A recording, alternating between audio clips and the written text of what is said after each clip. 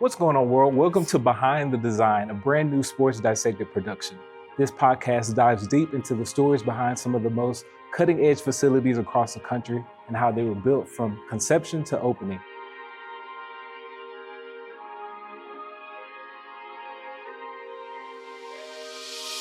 Today, I'm here, George Kill at Texas Tech University, where two big additions have reshaped and redefined the college athletic landscape for Texas Tech: the Womble Football Center and the South End Zone Complex. Now, Texas Tech has a rich tradition in the college athletic landscape, but these two additions help take it to another level. The $242 million project connects the Womble Football Center, the South End Zone Complex, and the already existing Sports Performance Center, making it the largest contiguous football facility in the country. Today, I am joined by two key members who helped make this entire facility happen.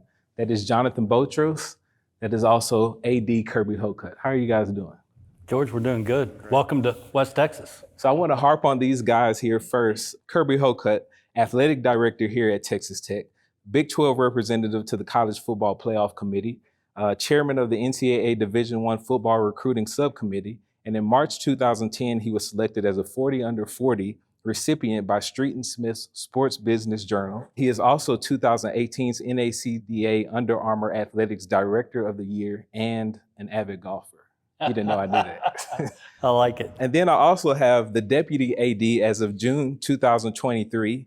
He helps oversee the development of Tech's facility projects, including this one we're sitting in. He also serves as a sports supervisor for both football and basketball. He is a true Lubbockite. Did I say that right? Lubbockite? Sounds good. And the best dressed gentleman in Lubbock. I don't know. You're First time I've heard that one. Golfer and best dressed. We got to check your resources. Hey, every time I see Botros, he's always best dressed. He's chilling today. But today, like I told you guys, I want to talk about the facility and how it kind of came to be, starting with the conception.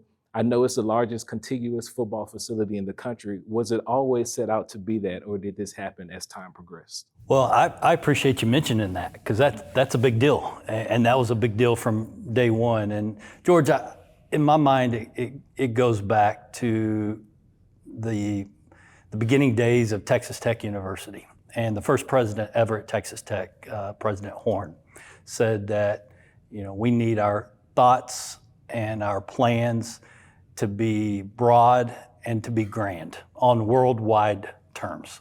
And so I would say that the university continues to embrace that line of thinking and those expectations. We're proud of what we have here. It is the largest football facility in the country, ahead of the SEC schools, ahead of the Big Ten schools. We're not shying away from our expectations to compete at the very highest level. But I think you have to come back to the beginning conversations around this project.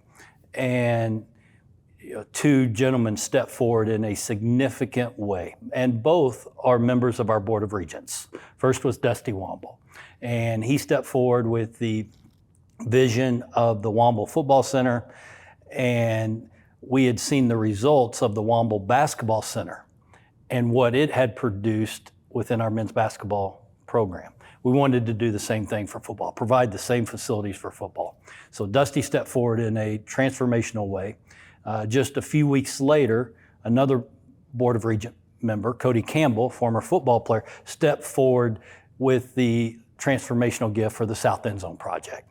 If you know those two men, they expect to win, they expect first class, they expect highest quality. And so, it goes back to the foundation of Texas Tech University, thinking on worldwide terms. It goes to the current leadership of today with President Skubanek, Chancellor Mitchell, our Board of Regents, our head coaches. We expect greatness, and I think these facilities exemplify what our expectations for this program are. We've had a really great relationship with Texas Tech, starting with the basketball facility, and then it's just kind of grown and evolved. So we've really understood the brand. But every time you do a new facility, you have to figure out how do I, massage how to make that a little bit different. So from the onset, we knew this was a huge project. We're with the design team. It's like, where are we putting those wow moments? How do we plan that facility and tell that story? That was really key to making sure that we had the right impact in the right spaces. Because not only are we really providing the excitement and the wow, but we got to work against the budgets and all those things too. So the team has to understand, where do we really want to put the dollars and really blow somebody's face off, and then where do we make those bridge spaces where it's just getting from A to B, whether that's paint or branding moments. So such a rich history too with the Patrick Mahomes and some of the great players that have come through there. So we have to pay homage not only to the history of the team and the brand, but then those great players, so that the young kids that are coming through can envision themselves in the space as well. One of the things Kirby talked about, and you've talked about the size. Size is one thing, but as we were looking and partnering with Populous, wanted to partner with the best architects in the country, in the world, really, as it relates to sports facilities.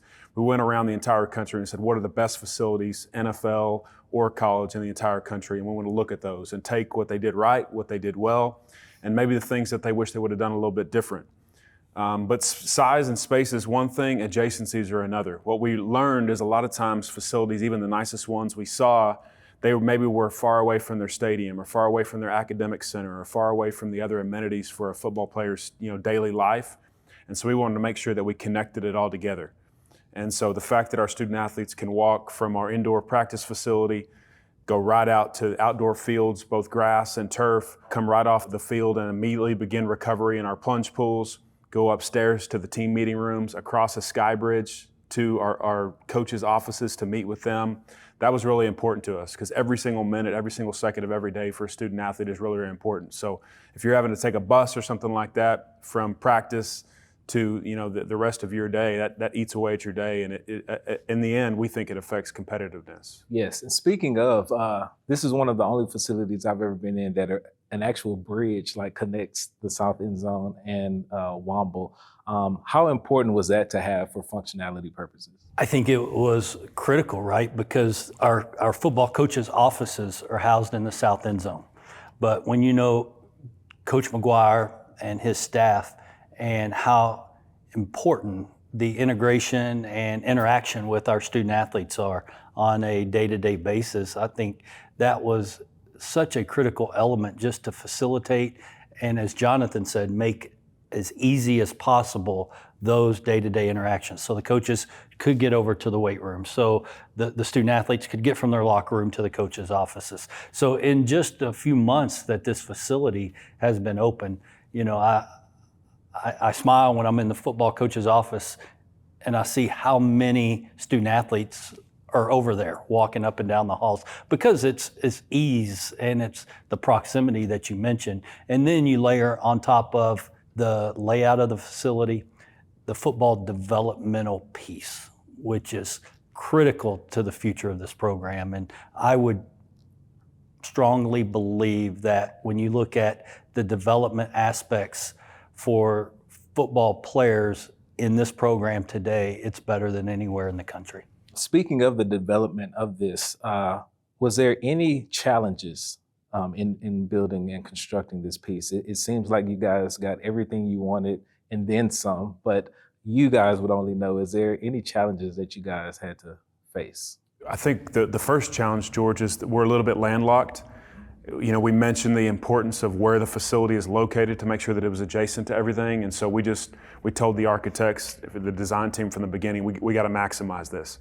So we pushed the facility as far towards the fields as we could, pushed it all the way up to 6th Street, connected it to the indoor facility. The old facility was not connected to that facility.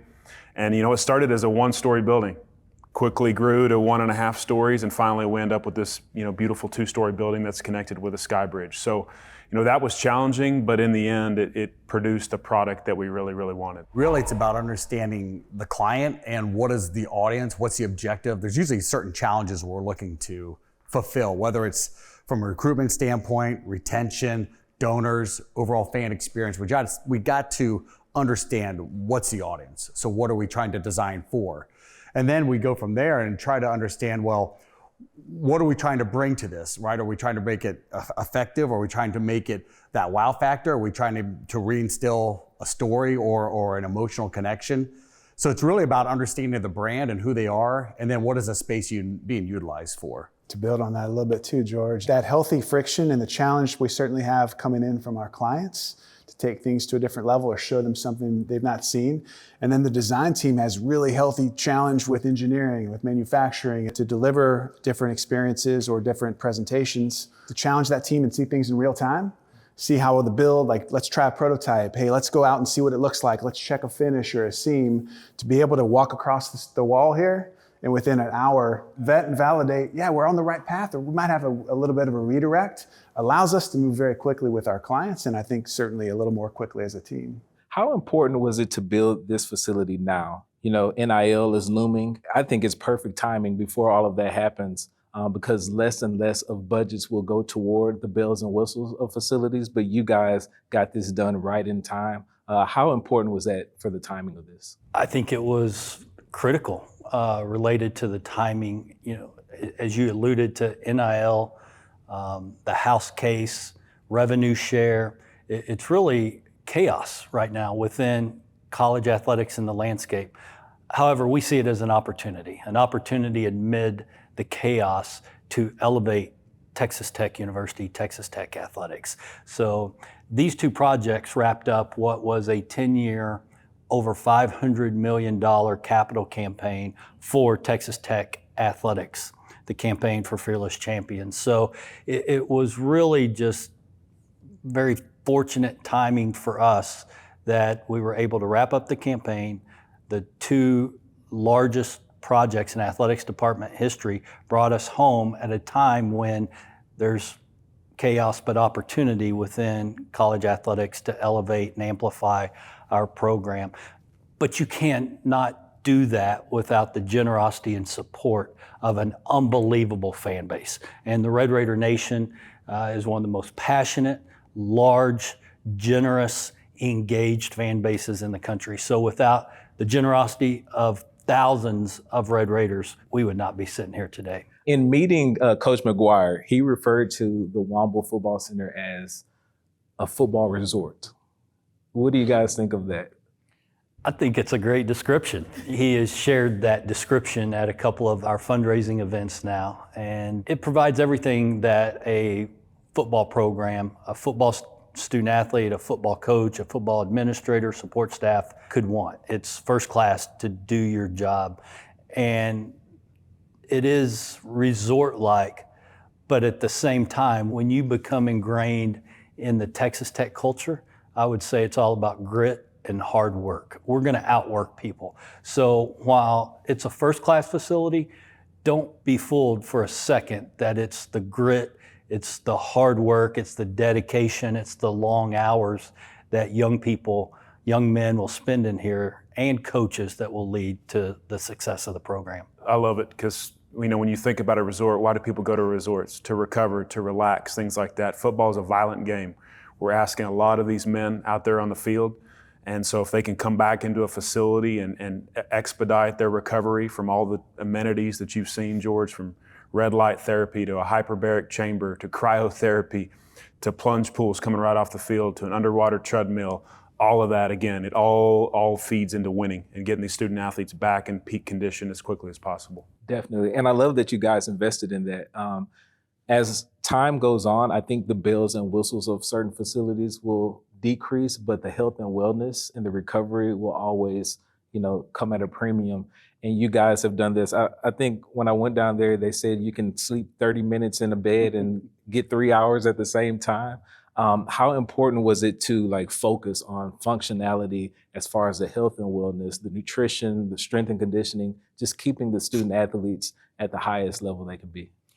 That's what we'll always strive for, is to be the very best, continue to keep the student athletes front and center of everything that we do. You're always looking for that incremental advantage. What's going to provide that incremental edge for your student athletes, for your football team to be successful on a Saturday afternoon or a Saturday night? So, you know, what you just said, it's a critical aspect that we continue to try to provide that just small advantage, incremental edge for our team and for the young men. And as I talk to student athletes, because we're living in a transfer environment, you know, talk to me about what you had at Oregon. Talk to me about what you had at, you know, Florida. Consistently, the answer is two things. One is, this just feels like home, and we did not have access to the resources, to the nutrition, to the facility, to the staff like we have here at Texas Tech. So when you receive that direct feedback from student athletes who have transferred from prominent programs around the country, it makes you very proud. When you go to other facilities, they don't spend or don't invest in these spots. Like an equipment room in most facilities is like a rectangle with no windows. They don't care. But I looked at that equipment space, and that's an entire like locker room, if you will, right? You have like a helmet work lab. You have, what is it? It looks like a dry cleaning room. The spaces that most would think are not important, what made you guys put emphasis into those? I think it started as that rectangle you're talking about, and we've got the best equipment manager in the country, Zane Perry, and he kept asking for more and more, but he was able to justify everything that he was able to ask for. And so you're right, again, it goes back to efficiency and making sure that we're as productive as we can possibly be. And so when you've got 6 commercial style washers and dryers, right, it allows them to do their job more efficiently and more productive of each day. And so when we had the space and we had everything available, we said, we're just going all in, right? In every single space that we offer, we're going to do everything we can to make this a facility that we can use for the next 20, 30, 40 years and never regret not having an element into it. Student athlete education is very important, right? And how they kind of learn the game. The classic way is everyone sitting in a team room, getting chewed out, watching video. As I walked up the stairs, I thought there was an entire football turf field in there. I know it's 20 yards, but just the innovation of learning for student athletes, what made you guys put emphasis in that? It's critical, right? You learn in different ways. When you can walk out of your position meeting room, your defensive team meeting room, and you can come to the walkthrough area, which is what you're mentioning, which has Patrick Mahomes' name on it, right? Which is pretty cool in and of itself. But, you know, I remember the old days of having to leave a team meeting room.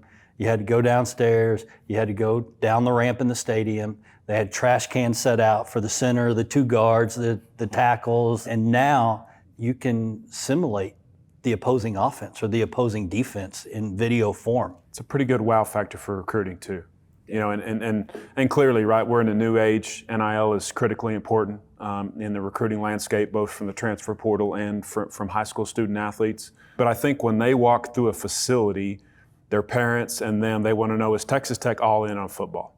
There is no question that Texas Tech is all in on football and all in on producing and having a place that they can develop, get to the next level if that's what they want to do. And so places like the walkthrough are some of those touches and those elements that, you know, for prospective student athletes, it's just wow. From the coaches that they're going to provide me to the facilities they're going to provide me, they're all in. You mentioned Patrick Mahomes. How important is it to have a guy like Patrick Mahomes, an icon in the NFL, an icon in the sport of football, to have him just be a part of what you guys are doing here? Patrick will always be a part of this university, right? His time here, his loyalty, his connection to Texas Tech, it's beyond any valuable measure that we could put on it. I have never been around somebody who is as loyal and as committed to their alma mater as what Patrick Mahomes is, that has achieved at the level in professional sports that he has. He's a special individual who is a better person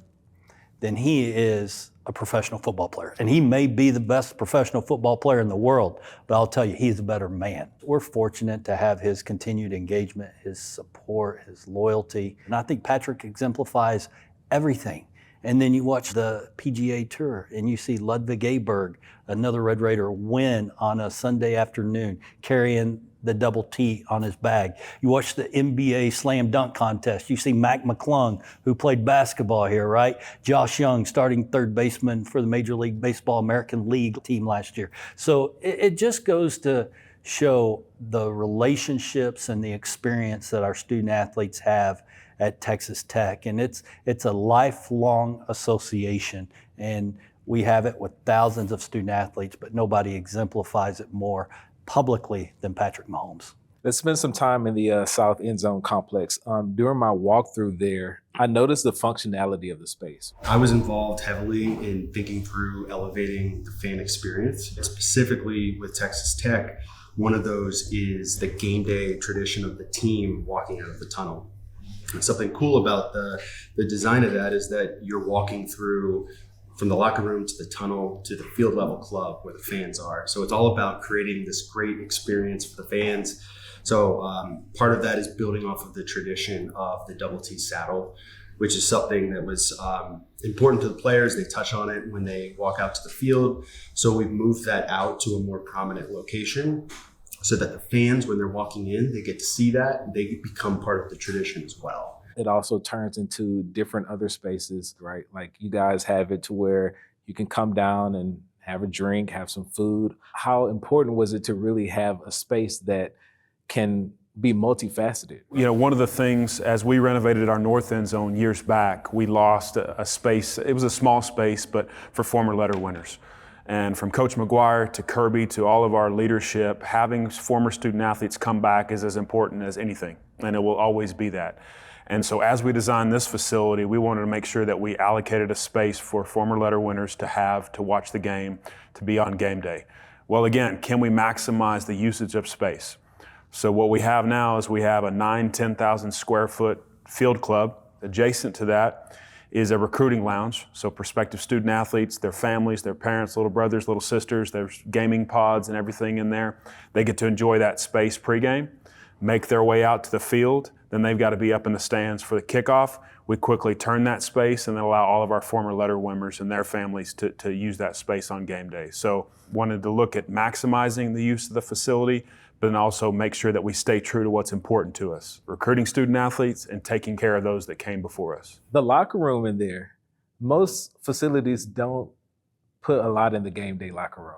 The game day locker room, I know you're a former player, game day locker room is just, let's get in here, let's get our plan together. That's very similar to this Womble football locker room. Like, that's another area to me where, just like equipment, you guys invested a lot into spaces that are normally not invested in. What did that mean for the players once they kind of saw that area? I think that area was important for a couple of reasons, because that was where our team lockered while we constructed the Womble Football Center. So it was important to have a place that the team could locker out of. But everything is important. And George, I appreciate you mentioning it, because our game day locker room is as nice or nicer than 95% of the college football programs out there. But I think it just sets a tone that, hey, everything is important. And there is nothing more important than game day. You know, I didn't know, as we were looking at the day-to-day locker room, they brought the concept of, you know, full recliners where you can lay all the way back. I'm thinking, are the guys really going to use this? And sure enough, as you walk through that facility, the way that it's constructed and the private nature of it, and all the amenities are in there, sure enough, they will. They'll use it to take a nap. And so it's pretty cool when they actually, you know, when you can see it being utilized in that way. You want to make them feel as comfortable as possible.